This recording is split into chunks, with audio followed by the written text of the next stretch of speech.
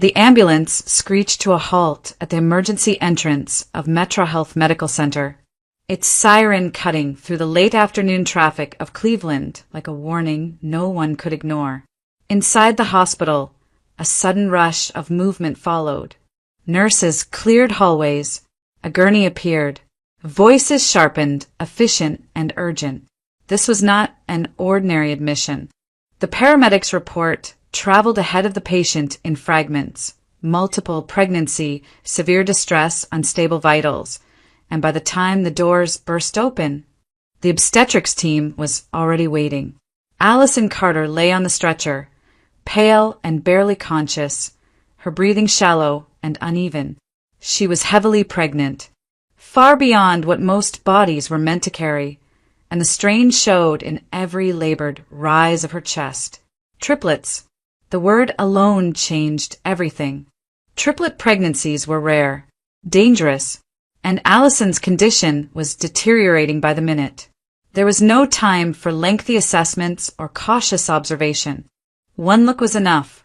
"She needs surgery now," the tending physician said, already moving alongside the gurney. "Prep the oar." There were no arguments, no delays. Allison was rushed through swinging doors, fluorescent lights streaking above her as the team moved with practiced speed. In the operating room, gloves snapped into place. Instruments were counted, and the anesthesiologist leaned close to Allison's face, speaking calmly as monitors were attached and medication prepared. Allison's eyes fluttered, unfocused, as if she were trying to understand how quickly the world had turned dangerous. Within minutes, the emergency C-section began. The operation was tense but precise. Every second mattered. When the first baby was delivered, a thin cry cut through the room, sharp and unmistakably alive. A collective breath was released. Then the second, then the third. 3 baby boys, small and fragile, were quickly passed to neonatal staff waiting nearby. They were alive, all 3 of them, against the odds. They had made it, but Allison had not. As the babies were stabilized, attention shifted back to the woman on the table. Her blood pressure dropped suddenly. Alarm sounded. A quick exchange of glances passed between the surgeons. She was hemorrhaging, aggressively. The blood loss was severe, and it was happening faster than expected. "We need blood now," the doctor said. A nurse was already on the phone with the hospital blood bank, her voice controlled but urgent. The response came back too quickly, and it was not the one anyone wanted to hear. Allison had a rare blood type. The supply on hand was insufficient. More units were being requested, but transport would take time. Time Allison did not have. The room grew quieter, not from calm, but from concentration. Every movement became deliberate. Compress, suture, monitor. But without blood, the margin for error narrowed to nothing. In another wing of the hospital, Daniel Brooks was finishing his shift in a department far removed from obstetrics. As a hospital orderly, he spent most days transporting patients, cleaning equipment, doing the invisible work that kept the building functioning. He had learned long ago how to move through corridors without drawing attention. That day was no different, until his name was called over the intercom. When the request reached him, it was brief and direct. There was a patient in critical condition, a rare blood type. His blood type. Would he be willing to donate immediately? Daniel did not hesitate. He followed a nurse down the hall, his step steady, his expression unreadable. He did not ask who the patient was, how old she was, or why the situation had become so desperate. None of that mattered. He signed the consent forms without comment, rolled up his sleeve and sat down. As the transfusion began, the blood that flowed from Daniel to the waiting unit became the difference between life and death. In the operating room, the effect was almost immediate. Allison's vitals stabilized just enough for the team to regain control. The bleeding slowed. The monitors steadied. Slowly, carefully, they brought her back from the edge. By the time the surgery ended, exhaustion settled over the room like a heavy fog. 3 newborn boys lay in warm incubators. Allison was alive, though weak. Her body, pushed beyond its limits, and saved at the last possible moment. Daniel returned to his duties, quietly, saying nothing about what he had done. He did not seek thanks or recognition. He did not even know the woman whose life his blood had just saved. He only knew that somewhere in the hospital, 3 children had taken their first breaths because a stranger had given something of himself without asking for anything in return. 3 new lives had begun, and so, unexpectedly, had another story. Allison's recovery did not follow a clean or comforting rhythm. The surgery had saved her life, but it had taken a heavy toll. For days afterward, she drifted in and out of sleep, her body weak, her thoughts fogged by medication and exhaustion. Each time she woke, the reality returned slowly. The sterile white of the hospital room, the steady beeping of monitors, the dull ache that reminded her how close she had come to dying. Her 3 sons remained under observation in the neonatal unit. They were stable, the doctors said, but small and vulnerable. Allison was allowed to see them only briefly at first. She would lie back against her pillows afterward, replaying the sight of their tiny faces in her mind, clinging to it like proof that everything had been worth it. What unsettled the staff was not Allison's condition. It was her solitude. Days passed, then more days. Nurses rotated through shifts. Doctors checked charts, adjusted medications, delivered updates, and yet no one ever saw her husband. No anxious pacing in the hallway, no late-night visits, no exhausted man sleeping upright in a chair, afraid to miss a moment. The kind of behavior that usually followed a birth like this, especially a traumatic one, was entirely absent. Whispers began quietly, the way they always did in hospitals. At first, they were cautious, almost sympathetic. Then they grew sharper. "Has anyone seen the father?" one nurse asked during a shift change. "Not once," another replied. Triplets, emergency surgery, blood transfusion, and nothing.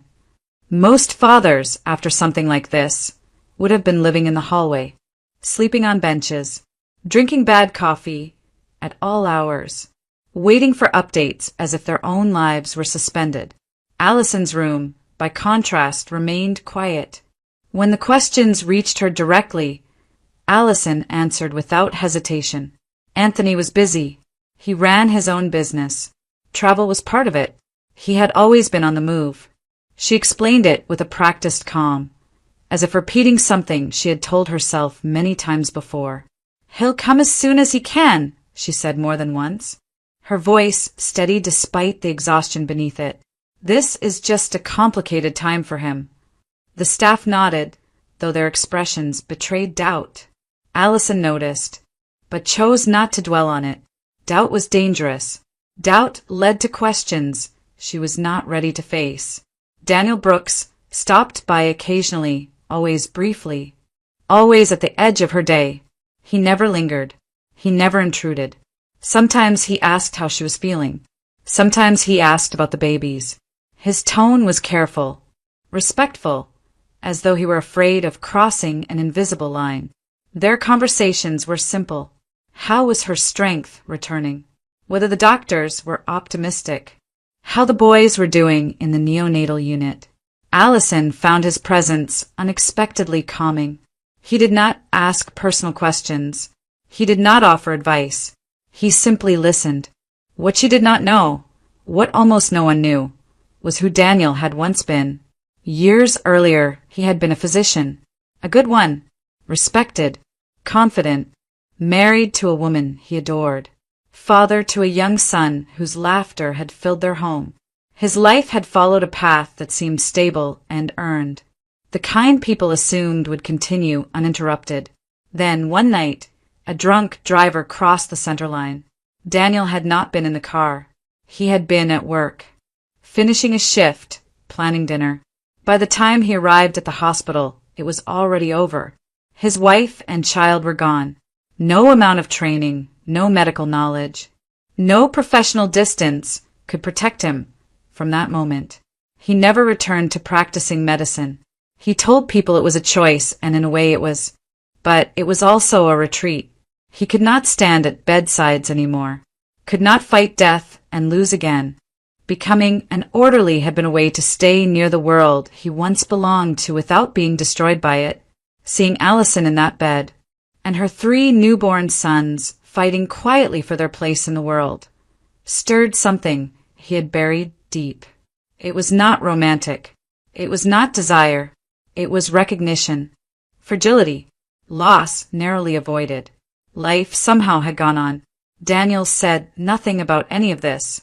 He asked Allison how she was feeling, then left her to rest. But as he walked away down the long hospital corridor, he felt something unfamiliar moving inside him. An ache that was not pain alone. It was the faint, unsettling reminder that some part of him was still alive. Discharge day arrived with the quiet anticipation that settled over the maternity ward like a held breath. Allison had been preparing herself for it since early morning, smoothing the thin hospital blanket, checking the time again and again. The nurses moved efficiently, finishing paperwork, reviewing instructions, coordinating the final checks for the babies. Everything was ready. One question lingered unspoken among the staff. Would her husband come? The nurses exchanged brief glances as they passed the doorway. Doctors who had followed Allison's case slowed their steps, half expecting disappointment. After everything she had endured, an emergency surgery, a near-fatal hemorrhage, days of fragile recovery, no one would have been surprised if the room remained empty. Then the elevator doors opened. Anthony Carter appeared at the end of the hallway as if on cue, carrying a large bouquet of flowers and several shopping bags stuffed with baby supplies. He wore a confident smile, the kind that suggested nothing had ever truly gone wrong.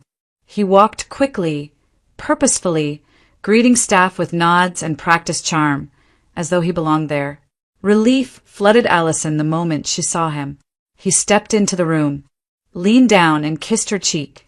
His embrace was warm, reassuring, familiar. For a brief moment, the doubts that had hovered at the edge of her thoughts faded. This was her husband, the father of her children. He had come. Nurses watched from the doorway as Anthony admired the babies, bending over the bassinets, marveling aloud at how strong they looked, how perfect. His voice carried easily, confident and pleased. To anyone watching, he looked like a proud, attentive father finally stepping into his role. Allison wanted desperately to believe that this was the beginning of something better. Before they could leave, one of the attending physicians asked Anthony to step aside. The doctor's tone was calm but firm, professional without being cold. He explained what Allison had been through, the severity of the blood loss, the risk she had faced, how narrowly they had avoided tragedy. She's alive because several things went right, the doctor said, and because someone stepped in at exactly the right moment. She's still weak. She'll need support, real support, for a while. Anthony nodded, his expression sober, even concerned. He assured the doctor he understood, that he would take care of everything, that Allison would have whatever she needed. As the doctor stepped away, he gestured toward Daniel Brooks, who stood a short distance back, observing quietly. "This is the man whose blood saved your wife's life," the doctor said. "Without him, the outcome would have been very different." Anthony turned, surprised, then extended his hand enthusiastically. He thanked Daniel, clapping him lightly on the shoulder, calling him a hero.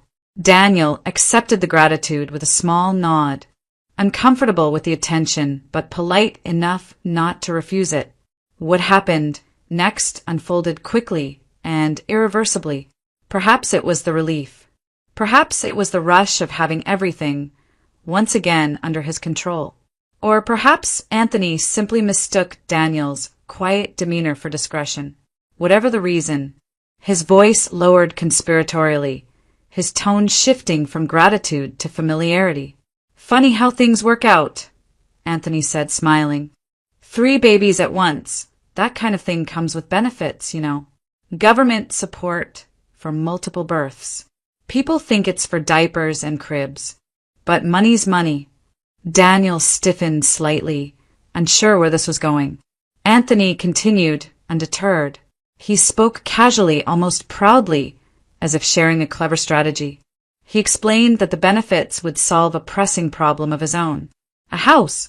Something he had promised someone special. Something he intended to buy as soon as the funds were available. For the kids. Daniel asked carefully. Anthony waved the question away with a dismissive flick of his hand. They're babies.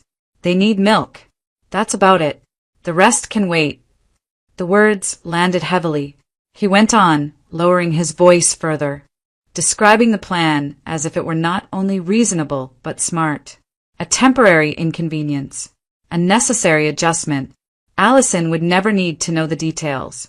Everything would work itself out in the end. Daniel listened in silence, his expression unchanged, but something inside him shifted sharply. The man standing in front of him was not just careless. He was calculating. He was willing to strip his own children of resources meant to protect them, and to do it without hesitation. Daniel glanced toward Allison. She was busy with a nurse, unaware of the conversation unfolding nearby. She looked tired, hopeful, vulnerable. In that moment, Daniel understood something with unsettling clarity. Allison Carter had survived surgery. She had survived blood loss. She had survived the most dangerous day of her life. But the danger had not passed. It had simply changed shape. Daniel knew better than to speak openly. The hallway was busy, voices echoing, nurses moving in and out of rooms. Allison was surrounded by staff, by paperwork, by the careful choreography of discharge. Any attempt to pull her aside, to speak plainly, would have drawn attention. Worse, it might have embarrassed her, or sounded like an accusation she was not ready to hear. So he waited. When the moment came, it was brief and almost invisible. As Allison adjusted the blanket around one of the bassinets, Daniel stepped closer under the pretense of checking something nearby. He did not meet her eyes. He did not say her name. He slipped a small folded note onto the tray beside her bed, light enough to be missed by anyone else, and then he was gone. The note contained only a few lines, written quickly and without flourish. A warning. Nothing dramatic. Just enough to matter. Allison found it later, after the room had emptied and the noise of the ward softened into a distant hum. She picked it up absent-mindedly, assuming it was another instruction sheet, another reminder she would forget the moment she left the hospital. When she unfolded it and read the words, her breath caught. Her first reaction was confusion. The message did not fit with the version of reality she had been holding on to. It contradicted everything she believed about her marriage, about Anthony, about the life she thought she was returning to. Her second reaction was anger. Who would write something like this? And why now, of all times? She had nearly died. She had just brought 3 children into the world. The timing felt cruel, calculated. As she read the note again, she felt a surge of defensiveness rise instinctively. It had to be jealousy, or bitterness, or someone projecting their own failures onto her happiness. Hospitals were full of people carrying their own griefs. It would not be the first time someone had tried to poison another person's joy. She folded the paper tighter, her jaw setting as she searched for explanations that did not threaten what little stability she had left. The idea that Anthony, her husband, the father of her children, could betray her so thoroughly was unthinkable.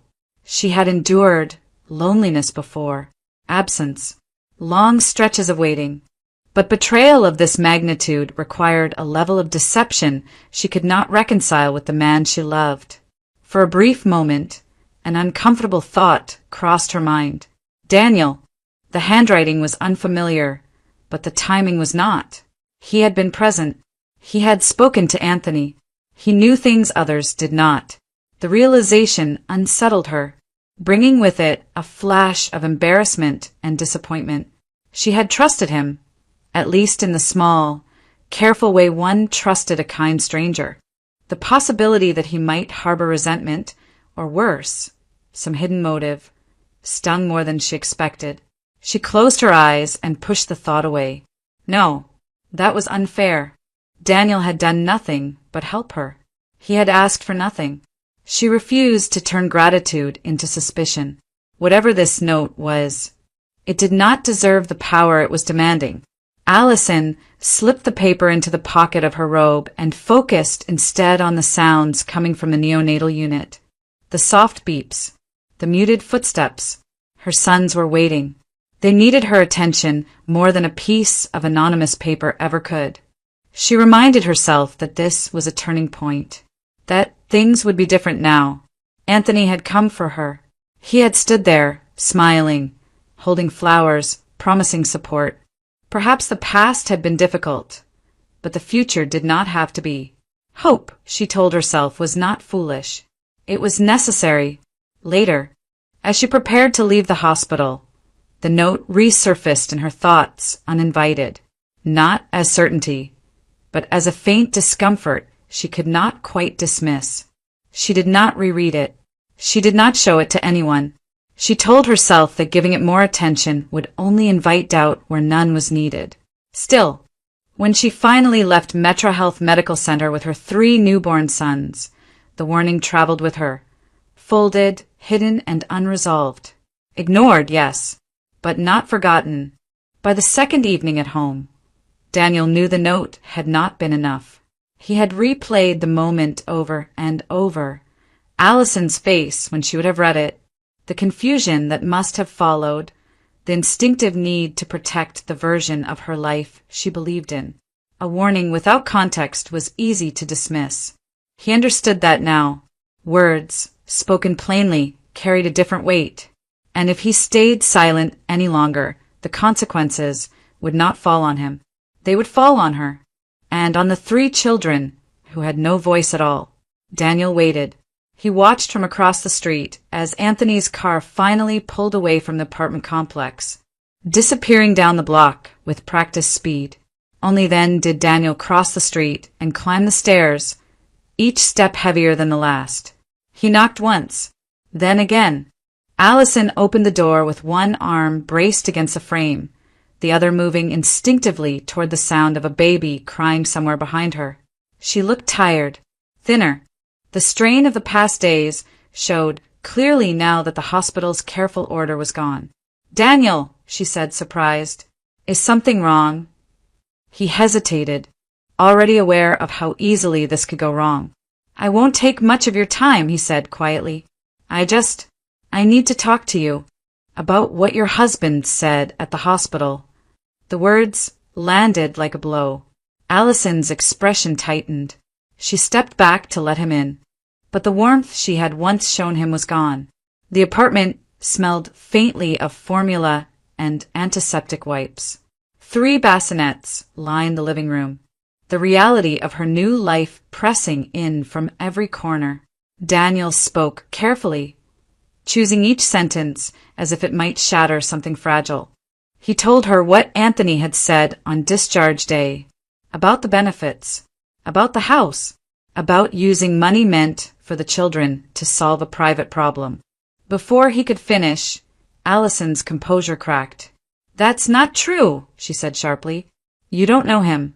You don't know us." "I heard it myself," Daniel replied. "I wouldn't be here if I wasn't certain."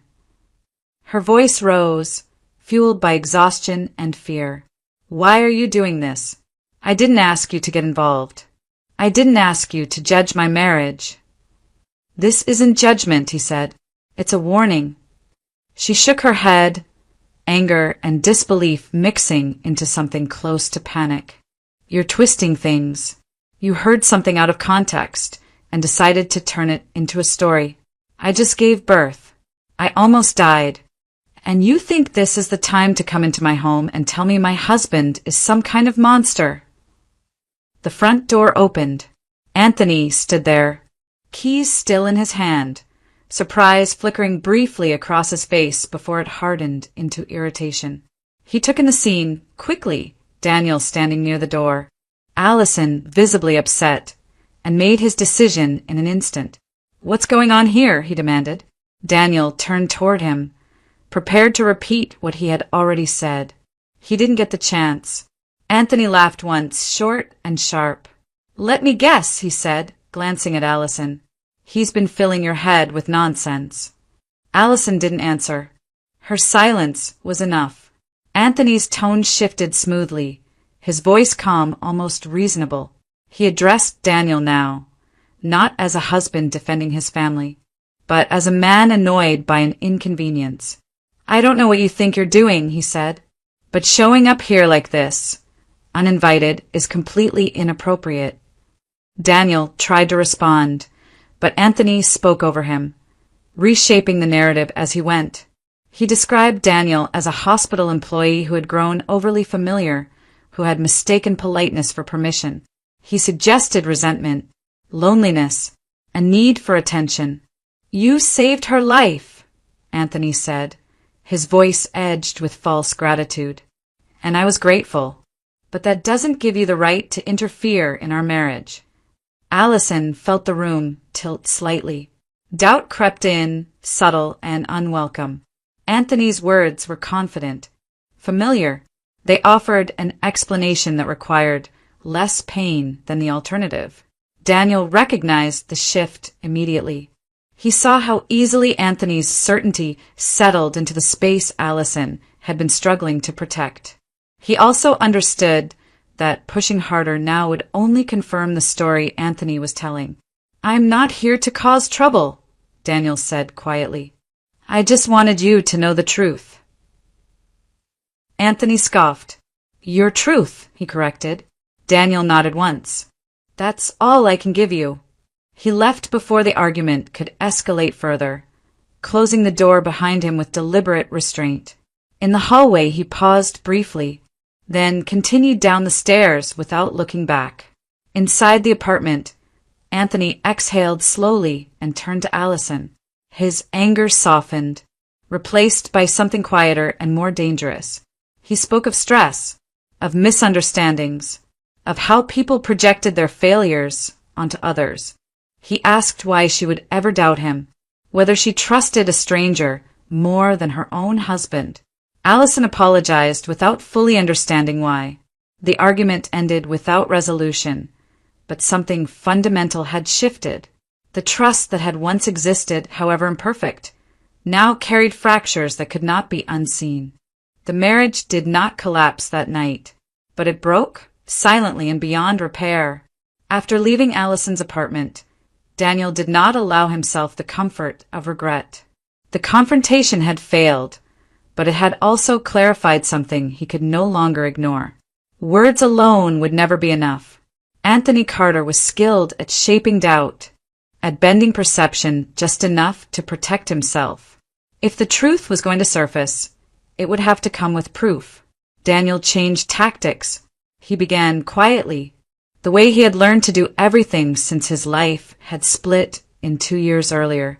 He reached out to people he had not spoken to in a long time, former colleagues, acquaintances from his years as a physician, men and women who had since moved into law, administration, and consulting. He did not dramatize the situation. He asked careful questions, hypothetical ones, about government assistance, about the restrictions placed on benefits for multiple births, about how such funds could and could not be used. The answers came back slowly, but consistently. There were rules, strict ones. Benefits meant for children could not be diverted freely. Housing assistance, if approved, came with oversight. Misuse was not only unethical, it was illegal. Anyone attempting to manipulate the system would need guidance, legal advice, someone willing to explain where the lines were and how closely one could walk them without crossing outright. Daniel asked one more question. Had anyone, recently, requested such advice? The pause on the other end of the line was brief, but telling. Then a name surfaced. Anthony Carter. The confirmation left Daniel cold. Not because he had doubted the truth, but because hearing it stripped away the last layer of uncertainty. Anthony had not spoken recklessly at the hospital. He had been planning, preparing, acting with intent, and he had not been alone. Another name appeared in the notes attached to the inquiry. A woman, not Allison, Lily Monroe. Daniel stared at the name for a long time after the call ended. He did not recognize it, but that, too, meant something. Allison had never mentioned a Lily. There was no cousin, no business partner, no friend with that name. The implication was unmistakable. Finding Lily took less effort than he expected. Anthony had not been cautious. He had spoken openly, made promises, left traces behind him without considering who might follow them. Within a day, Daniel had an address. He went there in the early evening, after work, when the city was settling into the muted rhythms of traffic and routine. The building was modest, clean, ordinary, the kind of place someone lived when they were waiting for something better. Lily answered the door herself. She was younger than Daniel had imagined. Not naive exactly, but open in a way that suggested she believed the world generally made sense. Her eyes widened when Daniel introduced himself, confusion crossing her face. "I'm sorry," she said cautiously. "Do I know you?" "No," Daniel replied, "but I know Anthony Carter." The name changed everything. She stiffened, then relaxed slightly, assuming, as people often did, that there was an innocent explanation, a business matter, a misunderstanding. She invited him inside, still unaware of what was coming. Daniel did not sit. He told her the truth as plainly as he could, without cruelty and without embellishment. He told her Anthony was married, that his wife had nearly died giving birth, that 3 newborn boys were now sleeping in a small apartment, dependent on a mother who was still recovering. Lily's face drained of color. "That's not possible," she said, her voice unsteady. "He would have told me." Daniel continued, gently but firmly. He explained the hospital, the discharge day, the conversation he had overheard, the benefits Anthony intended to use, the house he had promised her. For a long moment, Lily said nothing. She sat down slowly, as if her body had lost its ability to support her. Her hands trembled as she pressed them together, trying to anchor herself to something solid. "He said he was single," she whispered. "He said he was building a future. With me." Daniel watched the realization spread, painful and unavoidable. The pieces began to rearrange themselves in her mind. The unanswered calls, the excuses, the refusal to bring her to his home, the insistence on secrecy framed as privacy, the house, the promise that had felt like commitment now revealed itself as theft. "That money," Lily said quietly, "it wasn't his." "No," Daniel replied. "It was meant for his children." Tears came then, sudden and uncontrolled. Not dramatic, but deep, the kind that followed the collapse of something carefully believed in. Lily covered her face, ashamed not of what she had done, but of how completely she had trusted. When she finally looked up, her expression had changed. The shock remained, but it was joined now by clarity. "Everything he told me," she said slowly. "I need to question all of it." Daniel nodded. That was all he had hoped for. He stood to leave, offering no advice, no direction. This was not his decision to make. He had come only to return the truth to someone it had been stolen from. As he stepped back into the Cleveland evening, Daniel felt no relief, only the quiet certainty that a door had been opened, one that Anthony could not close again. The lies had begun to unravel, and this time they would not be contained. Lily did not wait long after Daniel left. She sat alone in her apartment for nearly an hour, replaying every conversation she had ever had with Anthony, every promise, every carefully worded explanation that had once sounded reasonable. Now, stripped of context, those words felt rehearsed, strategic. The certainty that settled over her was quiet but absolute. She needed to hear his voice. She needed to look at him when she asked the questions he had never expected. Anthony arrived later that evening, confident as ever, greeting her with a smile that faltered the moment he saw her face. "What's wrong?" he asked, already defensive. Lily did not ease into it. She did not soften the truth to spare him. She asked him directly if he was married, if he had 3 newborn sons, if his wife had nearly died giving birth. The denial came instantly. He laughed, sharp and incredulous, as if the accusation itself were an insult. He called it absurd, malicious. He demanded to know who had filled her head with such nonsense. His voice rose as he spoke, pushing back hard, overwhelming her with certainty. "You're really going to believe this," he said, "after everything we've talked about?" When Lily pressed him, he shifted tactics. His tone hardened. He accused her of spying, of insecurity, of trying to sabotage what they had. He spoke quickly, aggressively, giving her no space to think. "You don't trust me," he said. "That's the problem here." Lily held her ground. "Then take me to your home," she said. "Show me where you live. Show me your family. If you're telling the truth, it should be easy." The request exposed him. Anthony froze for a fraction of a second, just long enough for Lily to see it. Then he shook his head, scoffing as if she had crossed some unreasonable line. "This is unbelievable," he snapped. "Now you want proof? You want to inspect my life like I'm on trial." "You promised me a future," Lily said, her voice steady despite the tremor in her hands. "You promised me a house, a family, and now you're telling me I can't even see where you live." Anthony turned the accusation back on her, accusing her of paranoia, of destroying their relationship with baseless suspicion. He painted himself as the victim, wounded by her lack of faith. But Lily no longer listened for reassurance. She listened for truth, and she heard none. "I can't do this," she said finally. "I can't be with someone who lies like this." Anthony's expression darkened. He raised his voice, trying one last time to force compliance through anger. When that failed, he switched to contempt, dismissing her pain as weakness, her questions as manipulation. Lily opened the door. "Leave," she said. Anthony stormed out without another word. He drove home in a fury that fed on itself, his thoughts spiraling faster with every mile. Lily's questions echoed in his head, not because they were unfair, but because they were dangerous. Someone had spoken. Someone had interfered. And there was only one person who could have done it. By the time he reached the apartment, his anger had sharpened into something volatile. He burst through the door without warning. Allison looked up from the couch, startled. One of the babies began to cry, sensing the shift in the room before any words were spoken. Anthony's face was flushed, his movements erratic.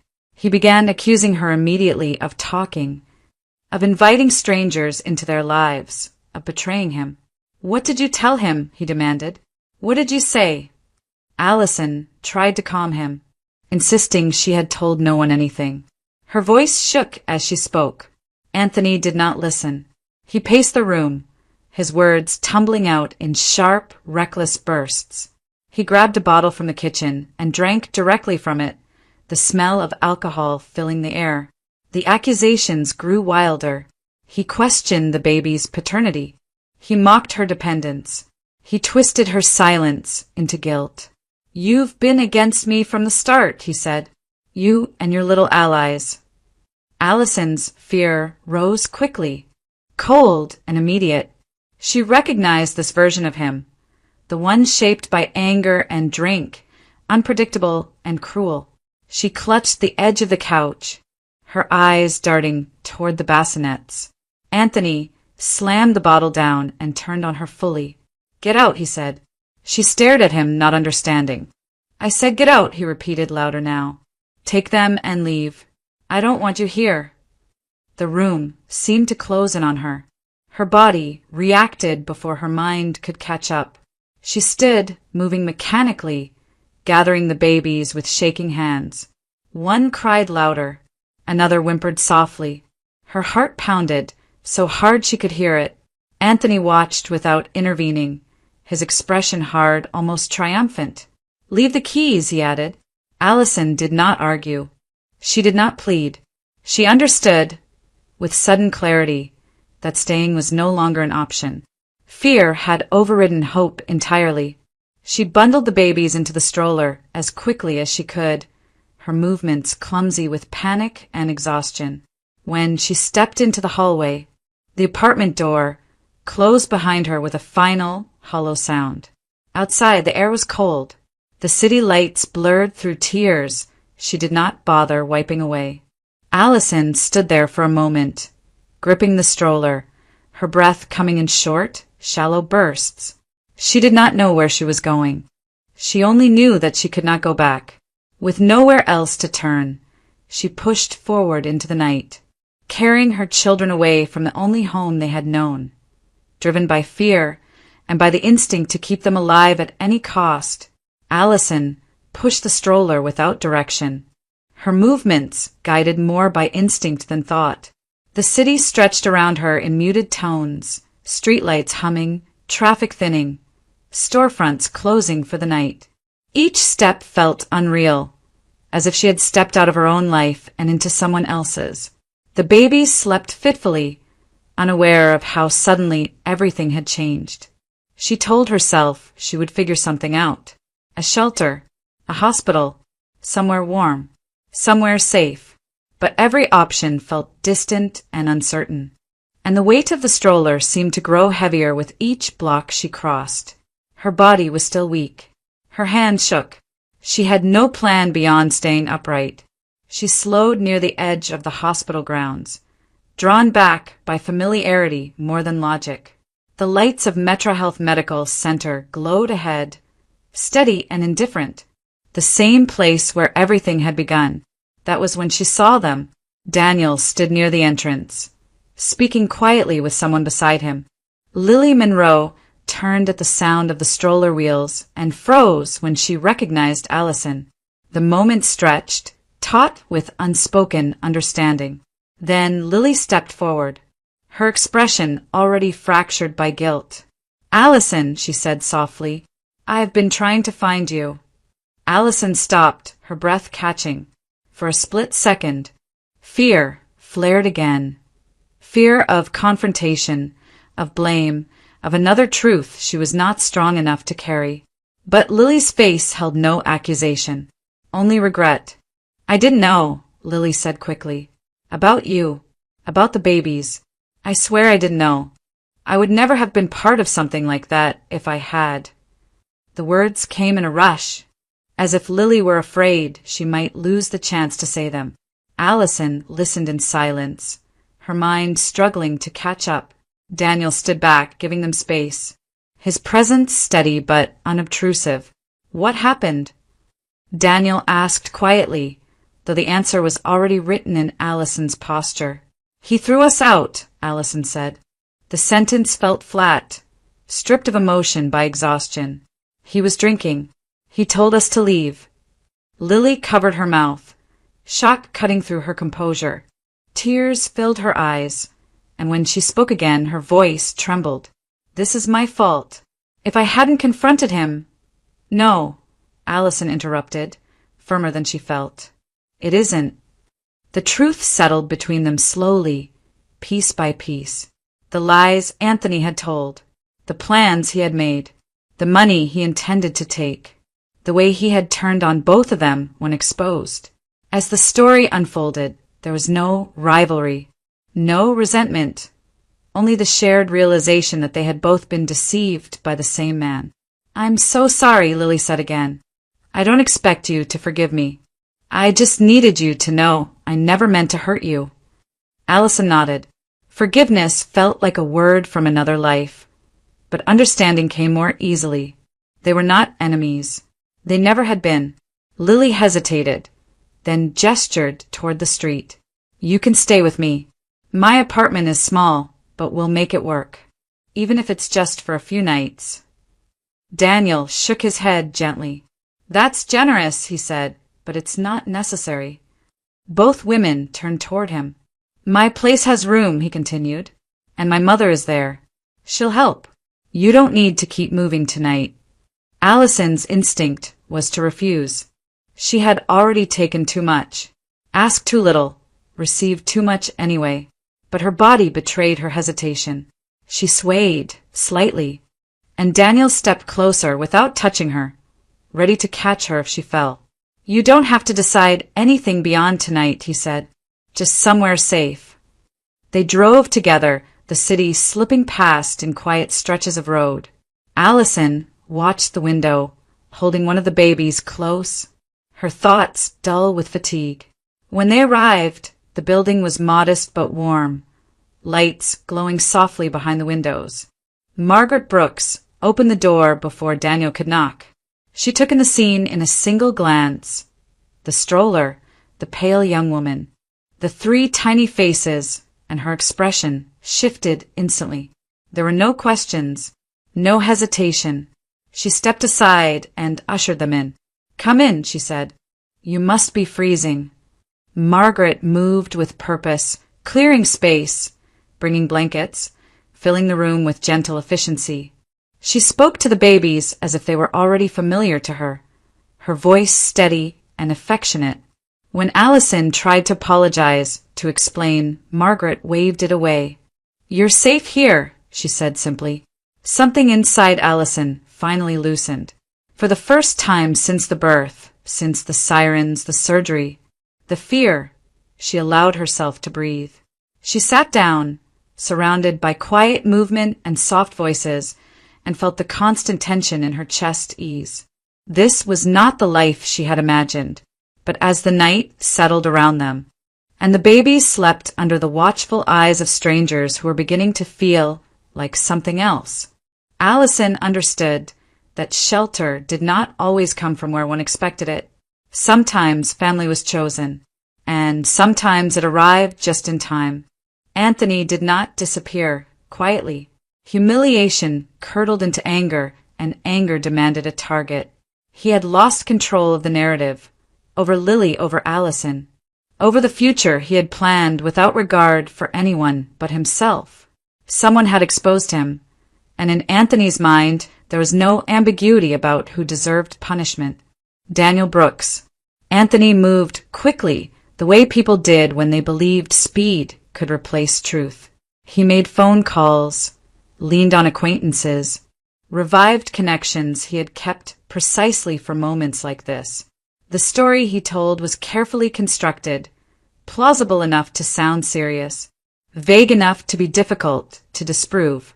He accused Daniel of misconduct at the hospital, of exploiting access, of crossing professional boundaries. Nothing dramatic, nothing that required evidence, just enough doubt to make administrators uneasy. Within days, Daniel was called into an office and asked questions he had not anticipated. The process was formal and personal. He answered honestly, calmly, believing that truth would protect him. It did not. The hospital chose caution over loyalty. Daniel was dismissed pending investigation. His badge collected, his access revoked. The word termination was not used, but the meaning was clear enough. When he left the building for the last time, it was not with anger, but with the heavy recognition of a familiar loss. At home, the consequences arrived swiftly. Daniel's savings were modest. His income as an orderly had never been generous, and what he had managed to put aside had already gone toward baby supplies, medical needs, and the sudden expansion of their household. Margaret's pension helped, but it was limited. Within weeks, the margins tightened to something frighteningly thin. Allison felt the strain acutely. She woke early, calculating costs before she even sat up. Formula, diapers, transportation. The quiet fear of running out hovered constantly, sharpening every decision. She tried to contribute where she could, navigating paperwork for assistance, filling out forms while the babies slept in brief, fragile stretches. In the midst of it all, she began preparing divorce paperwork. The decision surprised no one but Anthony, who called repeatedly, alternating between threats and sudden, pleading apologies. Allison did not answer.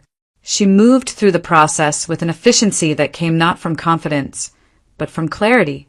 She wanted out. Completely. When the question of property and child support arose, the lawyer paused, surprised by her response. "No," Allison said without hesitation. "I don't want anything from him." The lawyer warned her of the implications of what she was legally entitled to, of what refusing could mean down the line. Allison listened politely, then shook her head. "I don't want to spend years tied to him through money," she said. "Freedom is worth more." It was not an act of martyrdom. It was a choice, one she made deliberately. Daniel protested when he learned of it, arguing quietly that she had every right. Allison met his concern with a calm resolve that surprised even herself. "I won't let him control us from a distance," she said. "This ends now." As weeks passed, the household settled into a fragile routine. Margaret remained a steady presence, never complaining, never intruding, quietly managing what she could. Lily visited often, helping with the babies, bringing groceries when she could afford them, offering her time when she had nothing else to give. Her presence was unobtrusive, respectful, as if she were still trying to earn the right to belong. It was Lily who raised the idea first. "Why don't you apply again?" she asked Daniel one evening, as they sat around the kitchen table, the babies finally asleep. As a physician, Daniel dismissed it immediately. He had done that once before, returned to medicine, and it had broken him. He did not trust himself to survive the weight of it again. Margaret listened quietly, then spoke. "You didn't stop being a doctor because you failed," she said gently. "You stopped because you were grieving." The words lingered in the air. Lily added nothing more, but the suggestion took root. Over the following days, encouragement came in small, careful ways. A job listing left open on the table. A reminder that his license was still valid. That hospitals needed experienced physicians. That perhaps the time had come to reclaim what had been taken from him, not by Anthony, but by loss. Daniel resisted until practicality forced his hand. They needed stability. The children deserved more than survival, and against his fear, there was a quiet pull inside him, a sense that returning to medicine might no longer feel like punishment. He applied. The interview process was swift. His record spoke for itself. His skills had not disappeared, only gone unused. When the offer came, it arrived without ceremony, a simple phone call that altered the course of their lives. Daniel accepted. The first day back was difficult. He moved carefully, reacquainting himself with routines, with responsibility, with the intimacy of patient care. But as the days passed, something unexpected happened. The work no longer hollowed him out. It grounded him. At home, the change was immediate. The tension eased. Bills were paid. Plans could be made again. Margaret smiled more. Lily laughed without hesitation. Allison watched Daniel with quiet gratitude, recognizing the resilience it took to stand back up after being deliberately pushed down. Anthony heard the news eventually, that Daniel was working again, that Allison had filed for divorce and wanted nothing from him, that his attempt at revenge had not destroyed anyone but himself. He did not respond. Quiet justice did not announce itself. It arrived without spectacle, without confrontation. It simply unfolded, steady and irreversible. And as winter edged toward spring, the life Anthony had tried to dismantle continued, stronger, clearer, and finally beyond his reach. The divorce was finalized without ceremony. Allison signed the papers in a quiet office, her hand steady, her expression calm. There were no arguments left to be had, no possessions to divide, no lingering negotiations over money or custody. Anthony did not attend the final meeting. His absence felt appropriate, almost symbolic. By then, he had already begun to fade from her life, not as a dramatic villain brought low, but as something smaller and less significant, a voice that no longer reached her, a presence that no longer mattered. When the paperwork was complete, Allison stepped outside into the cool Cleveland air and felt something lift from her chest. The fear that had followed her since the night she left the apartment loosened its grip. She was no longer reacting. She was choosing. At home, life continued in small, meaningful rhythms, feedings and nap schedules, doctor's appointments and quiet evenings. The babies grew stronger, their cries fuller, their movements more certain. The house, once crowded with tension, settled into a steadier kind of noise, the sound of life being lived without vigilance. Daniel did not rush what came next. He moved with the same care he had shown from the beginning, never assuming, never pressing. But commitment, when it arrived, was clear and deliberate. One evening, after the children were asleep and the kitchen lights had been dimmed, he spoke simply. "I want to build this with you," he told Allison. "If you'll let me." There was no speech, no promise that life would be easy, only the certainty that he was choosing her, and the children, fully without conditions. Allison did not answer immediately. She looked around the room instead, at the evidence of the life they had already begun to share. The toys scattered near the couch, the soft hum of the baby monitor, Margaret's quiet movements in the next room, humming to herself as she folded laundry. "Yes," she said finally. From that moment on, the household felt anchored in something solid. Daniel stepped into fatherhood not as a replacement, but as a presence, steady, attentive, patient. He learned each child's rhythms, their small preferences, the differences that made them individuals even as infants. The role did not overwhelm him. It grounded him. Lily remained part of their lives in a way that felt natural rather than forced. She visited often, sometimes to help, sometimes just to sit and talk. She never tried to claim space that wasn't hers. She simply stayed. Over time, the awkwardness dissolved, replaced by familiarity and trust. The revelation came quietly, almost by accident. One afternoon, as wedding plans were being discussed in passing, Lily mentioned her father, his name, his work, the way he had drifted in and out of her childhood. Allison paused. The details were too familiar. A name she had heard before, a pattern she recognized. They compared what little they knew. The truth emerged slowly, unmistakably. The same man, different lives, different years, two daughters who had grown up separate, unaware of each other's existence, half-sisters. The discovery did not shock them as much as it might have once. There was no anger left to fuel it, no rivalry. Only a strange, quiet understanding. The connection felt less like a revelation and more like confirmation, an explanation for why their lives had intersected the way they had. They laughed eventually, then they cried, and then they moved on, folding the truth into the family they had already chosen. Margaret accepted it all without surprise. She had lived long enough to know that families were rarely simple, and almost never accidental. She watched the house fill with warmth again and felt something she had not allowed herself to hope for after losing so much. This home was no longer defined by ownership or control. No one claimed anyone else as property. No one stayed out of obligation or fear. The bonds that formed here were voluntary, renewed daily through care and presence. When someone struggled, others stepped in. When someone needed space, it was given. Anthony's name stopped coming up entirely. He existed somewhere beyond the edges of their lives, irrelevant not because he had been punished, but because he no longer had access. The power he once believed he held dissolved quietly, rendered meaningless by a family that had learned to function without him. As seasons passed, the house settled into its own rhythm. Laughter returned. Peace followed. Healing did not arrive all at once, but it came steadily, built on trust and choice rather than force.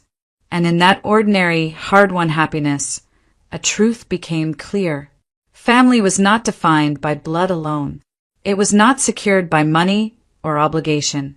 It was defined by who stayed, by who protected, by who chose love even when it cost them something. And that, at last, was enough.